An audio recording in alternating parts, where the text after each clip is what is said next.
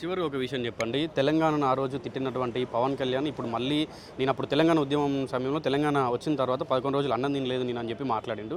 ఇప్పుడు ఆ పవన్ కళ్యాణ్ ఇప్పుడు తెలంగాణలోకి వస్తే తెలంగాణ ద్రోహిగానే పవన్ కళ్యాణ్ చిత్రీకరిస్తామంటా ఉన్నారు. అట్లనే ఈ తెలంగాణలో ఉన్న పవన్ కళ్యాణ్ అభిమానులను కూడా తెలంగాణ ద్రోహులుగా అంటా ఉన్నారు. దానికి మీరు ఏం చెప్తారు?